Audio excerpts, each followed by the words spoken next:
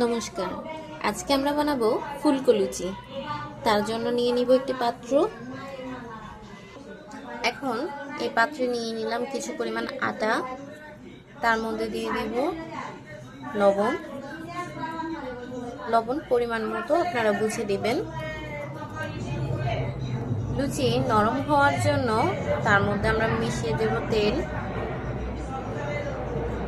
সাধারণত অনেকের লুচি করা অনেকটা শক্ত ধরনের হয়।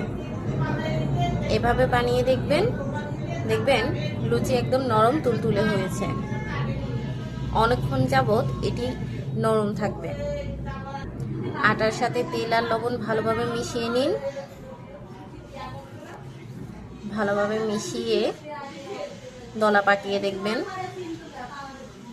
যদি দলা হয়ে আসে তাহলে বুঝবেন আপনার আটা তেল ভালোভাবে মিশেছে। ভালোভাবে মেশানোর পর এর মধ্যে আমরা অল্প অল্প পানি দিয়ে নিব।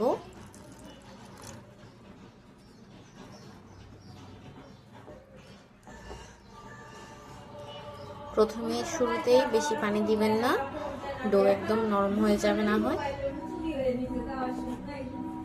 অল্প অল্প দিন, মাখতে মাখতে আর অল্প যোগ করুন যদি প্রয়োজন মনে হয়।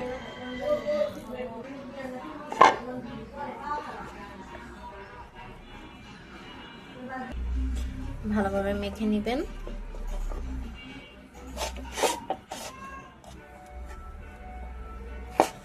সাধারণত আপনারা লুচি যদি আটা দিয়ে তৈরি করেন তাহলে সাধারণত এভাবে করে আটাটাকে মাখবেন। আর যদি আপনারা ময়দা দিয়ে তৈরি করে থাকেন তাহলে আপনারা ডোটিকে লম্বা টানবেন, লম্বা টেনে টেনে মাখবেন এভাবে।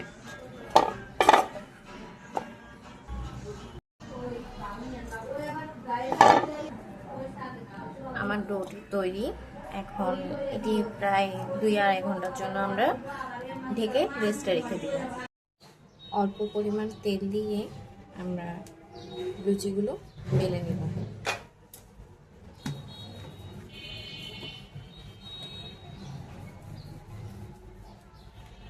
এভাবে আপনারা বানিয়ে দেখবেন, আপনাদের লুচি অবশ্যই ফুলকো আর নরম হবে।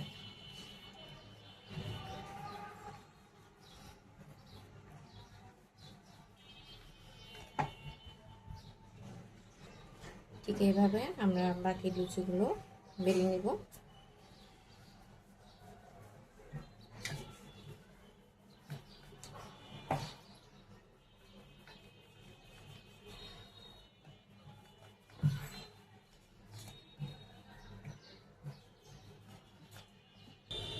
আমাদের লুচি বেলা শেষ, এবার ভাজার পালা।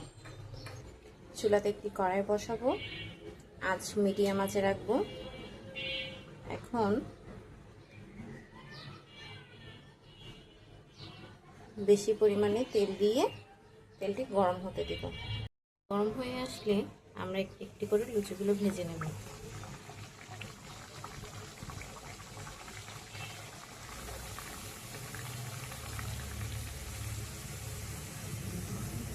দেখুন রাগে ফুলে লুচি কিন্তু টইটম্বুর হয়ে গেছে।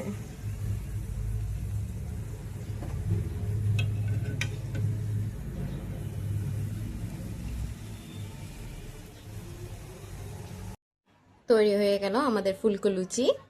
সাথে আমি 5 মিশালি সবজি নিয়েছি, আপনারা যে কোনো সবজির সাথে পরিবেশন করতে পারেন। এইভাবে ট্রাই করলে আপনাদের প্রত্যেকটি লুচি ফুলবে এবং অনেকটা সফট হবে। আমার চ্যানেলটি সাবস্ক্রাইব করে দিবেন।